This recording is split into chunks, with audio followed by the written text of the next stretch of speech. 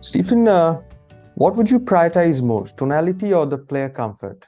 Because I believe many of the players who come to approach you to make their dream instrument have a certain kind of aesthetics in their mind regarding their dream instrument. What kind of a rosette, what kind of a headstock do they want, what kind of build do they want regarding the exotic woods and all that. So what Yeah. do you prioritize more?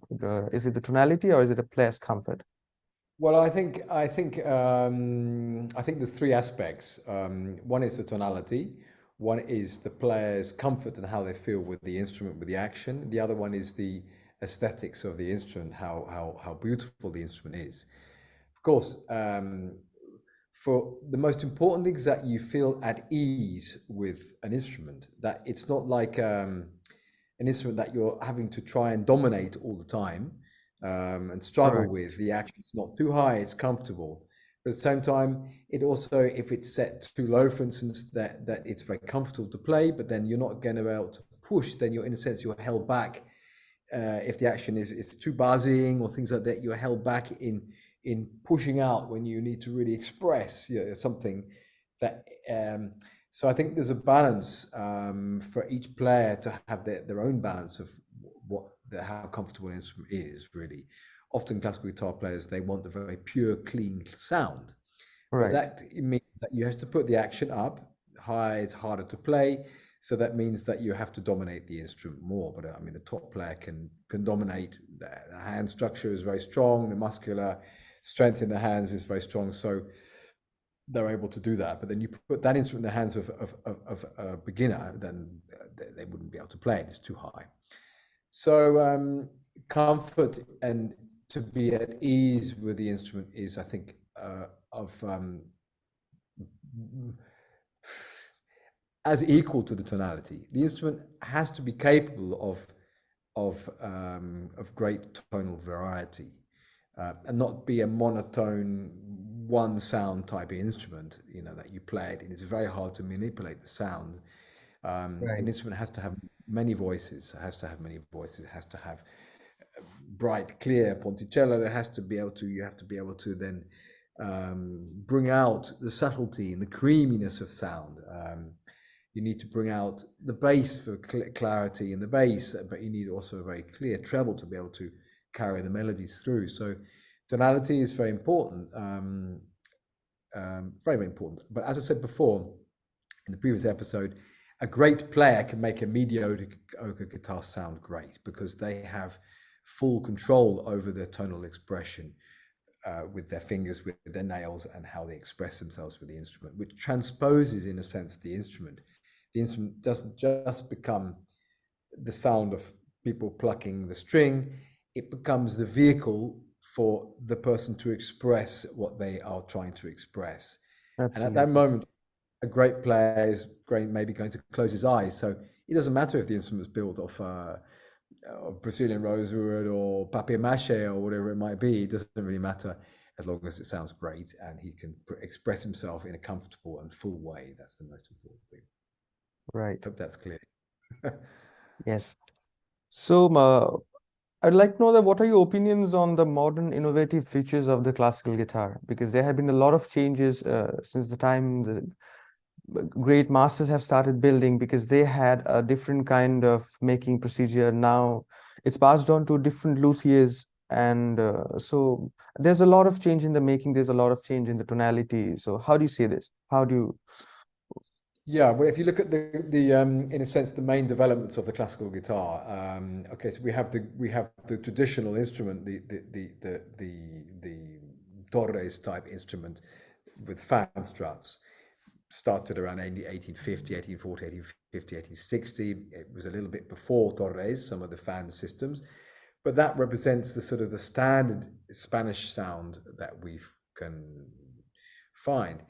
If you look at innovative things, then we could, for instance, look at something like Fleta, Ignacio Fleta, who Yes. used, instead of 7 fans, he used 9 fans and quite, strong double harmonic bars and things like that, built in with, in terms of strutting, quite strong. But the difference was a great Fleta has a thin top.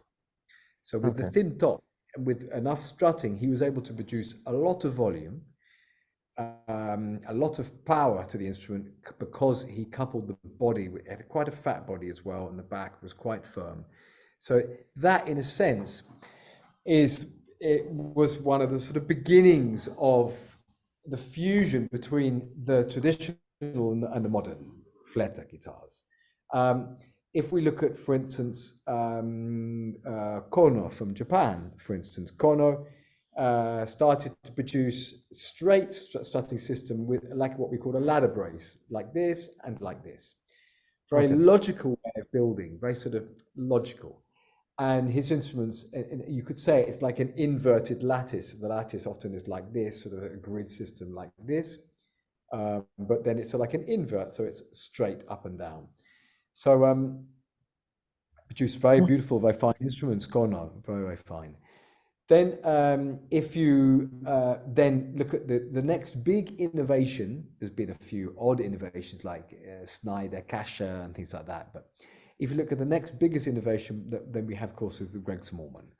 And Greg Excellent. Smallman wanted to produce an instrument which had a lot of power.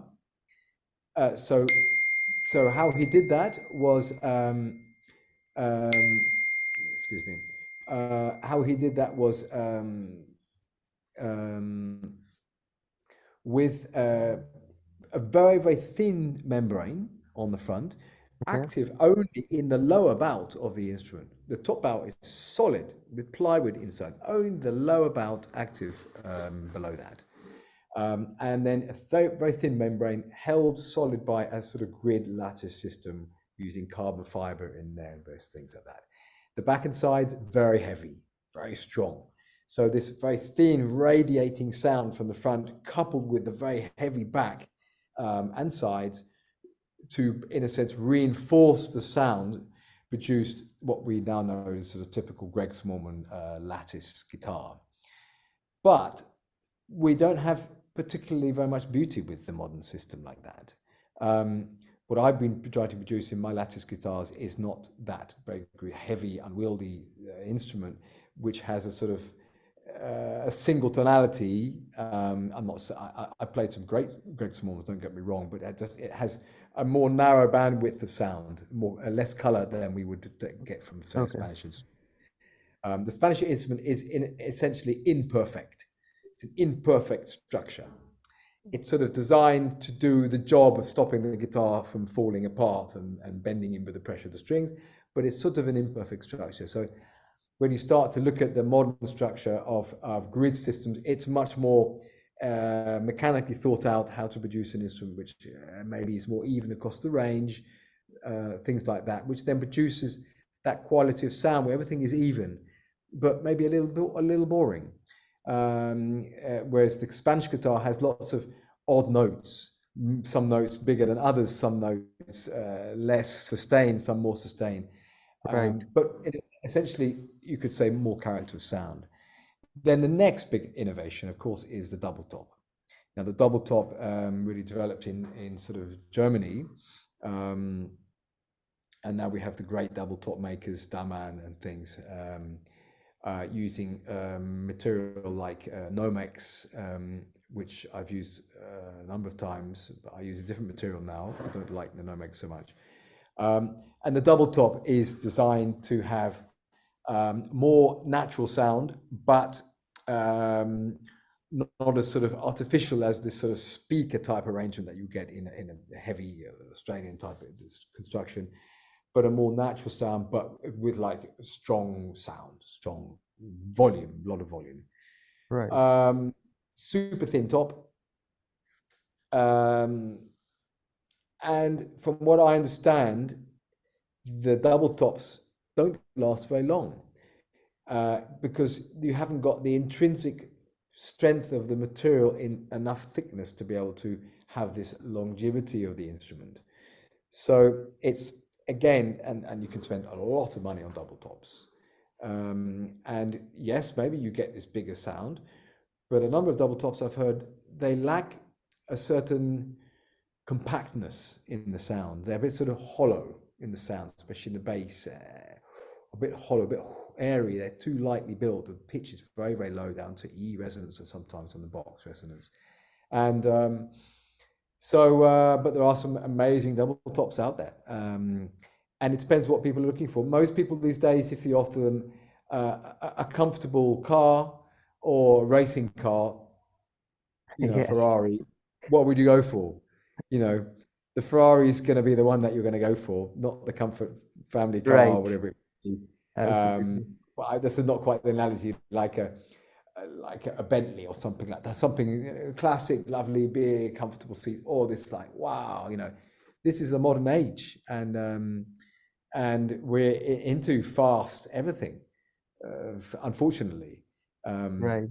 and, and I think that's and fast volume at the expense of quality of sound, maybe.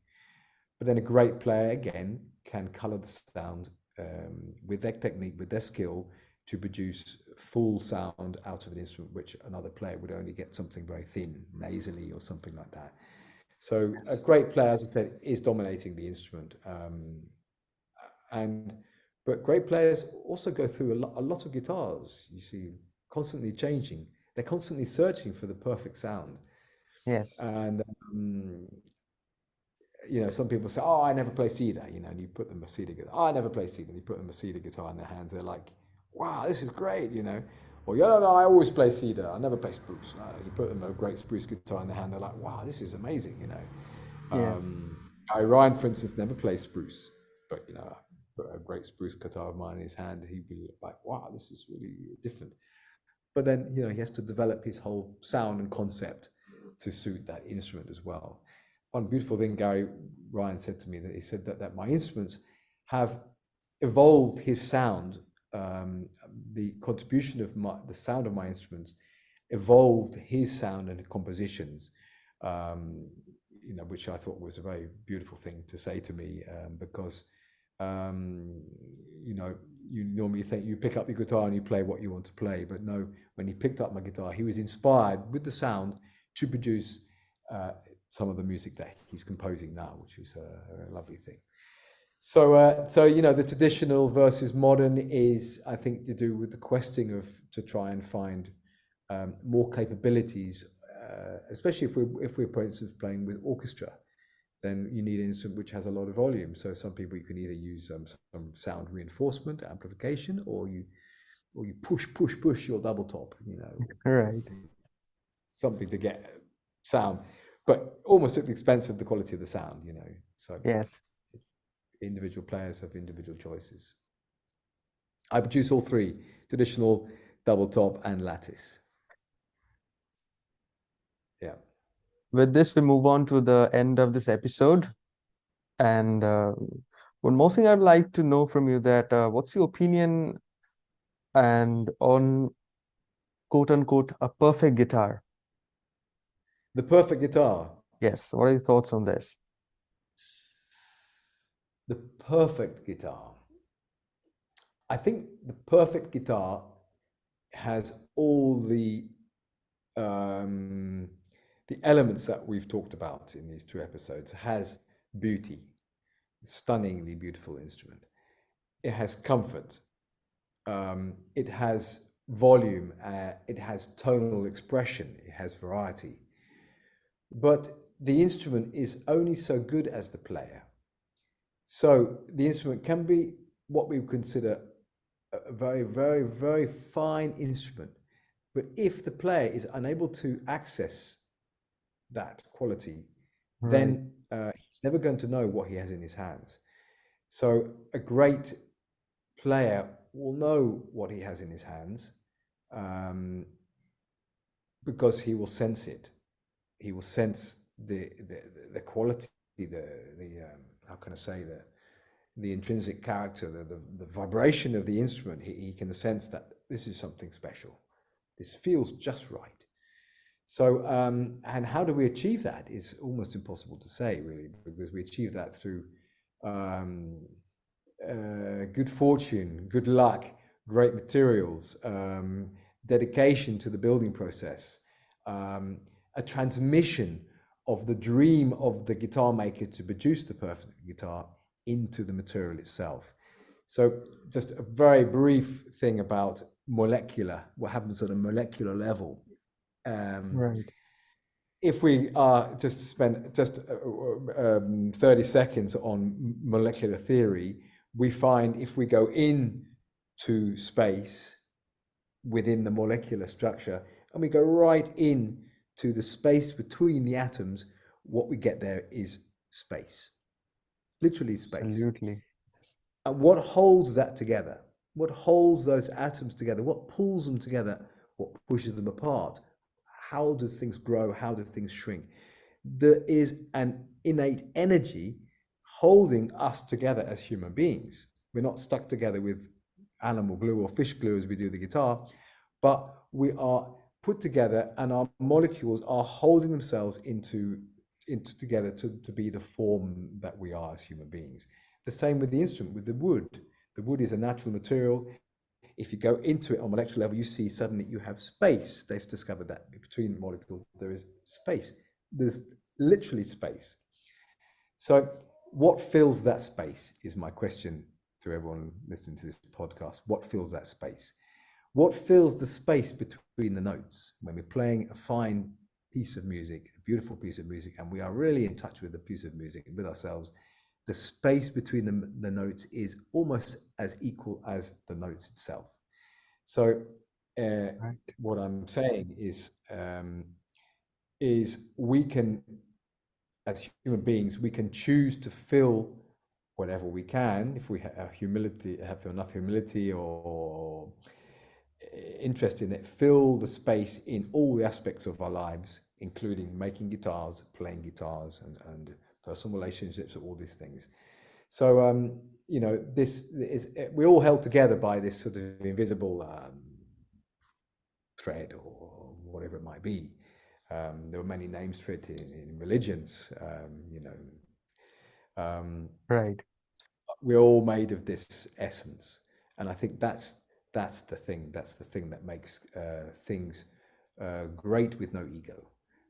Great guitar, a great guitar player, great guitar maker has learnt about the silence and the space between the wood and the space between the notes. So yeah, that's what I think makes a perfect guitar is the fusion between the player and the instrument, and that magic moment where that guitar becomes perfect. The person reaches perfection in himself at that moment of finding the divine, and everyone who's listening to that will also feel that moment as well. So that's the perfect moment in the guitar. And we always hope for that. We strive. That's what we strive to do every day, all day. It's not always possible. Absolutely. With this, we come to the end of this episode, and I'd like to thank Stephen again for your insightful words. I'm sure the people who will be listening to this episodes will gain a lot of knowledge from your experience over more than a decade and handling different kinds of instruments, different kinds of art, 3 decades, different nearly 4 decades. Yeah, four yeah. decades, yes, 4 decades. Nearly. Yes, and we are grateful to you for passing your legacy and lineage to different kinds of young luthiers who are trying to learn from you. And this is very much important, I believe, to just pass what you have learned, pass what greatness you have acquired from the old masters, what greatness you have learned, and we just have to pass on the knowledge, I believe, and you're doing it so rightly, sir. Yes. I hope there are some great luthiers, young luthiers also in India. It'd be very interesting Yes, to to see how, and maybe if they would hear some words, they would be inspired to build their perfect dream instrument as well. right. And I look forward to coming to India one day. One day, Absolutely. We'll be honored one to day. have you here one day. I would love to come. Right. Thank you very much for spending time interviewing me. Thank you very much. It's an honor, sir. Thank you so much, Stephen. Thank you.